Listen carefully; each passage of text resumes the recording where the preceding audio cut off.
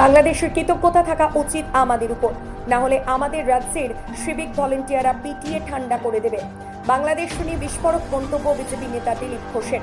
বিজেপির সদস্য পদ সংগ্রহ অভিযানে পশ্চিম মেদিনীপুর জেলার নারায়ণগড় ব্লকের বেশ কয়েকটি জায়গা ঘুরে সদস্যতা অভিযান করলেন মেদিনীপুর লোকসভা কেন্দ্রের প্রাক্তন সাংসদ দিলীপ ঘোষ। আর সেখানে গিয়ে সাংবাদিকদের মুখোমুখি হয়ে বাংলাদেশের ফৌজিদের নিয়ে একাধিক মন্তব্য করতে শোনা যায় তাকে।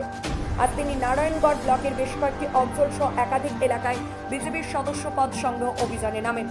সেখান থেকে সংবাদ মাধ্যমের মুখোমুখি হয়ে বলেন, একসময় আমরা আফগানিস্তানকে দেখেছি, সেখানে কি ধরনের উন্মাদনা হয়েছিল মৌলবাদের, তার পরিণামে সেই দেশটা প্রায় 20 থেকে 25 বছর পিছিয়ে গেছে।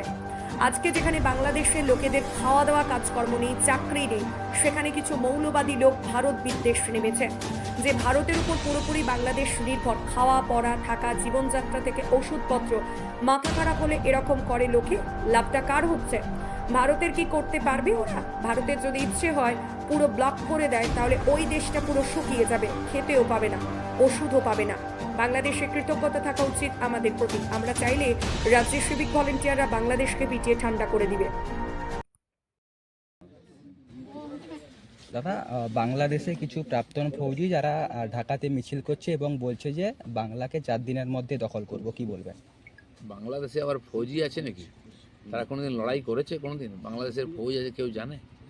তারা কোনো যুদ্ধই করলো না, তারা ভারতকে দখল করে নেবে? যাদেরকে আমরা বাঁচিয়েছিলাম খান সেনার হাত থেকে, কমপক্ষে কৃতজ্ঞতা থাকা উচিত তাদের। নাহলে তো আমাদের সিভিক পুলিশই পিটিয়ে ঠান্ডা করে দেবো ওদেরকে এলে। কেন এইসব বড় বড় কথা বলছে? ভিখারির দেশ, তারা জানে না কোথা থেকে কী হয়, খেতে বা কাল কী খাবে ঠিক নেই, তারা ভারতের বিরুদ্ধে যুদ্ধ করছে। ইউনূস সরকার এর আমলে যেভাবে হিন্দু বিরোধী স্লোগান এবং হিন্দুদের যে মন্দির ভাঙার চেষ্টা করছে, ভারত সরকার তাতে কি পদক্ষেপ নেবে? ভারত সরকারের সেক্রেটারি গেছেন, ওখানে কথাবার্তা চলছে এটা বন্ধ করার জন্য। আমরা সারা দেশ থেকে এর প্রতিবাদ করছি। ওখানে কোনো সরকারই নেই, কে বন্ধ করবে? এই গুন্ডারা, উগ্রপন্থীরা দাপিয়ে বেড়াচ্ছে, তারা এটাই করবে। ইউনূস নোবেল পুরস্কার পেয়েছিল অর্থনীতিতে, কিন্তু খবর ইউনূসের আমলে দ্রব্যমূল্যের অস্বাভাবিক মূল্যবৃদ্ধি। কোথাও কি মনে করছেন এই নোবেল পুরস্কার দেওয়াই ক্ষতিকর হয়েছে?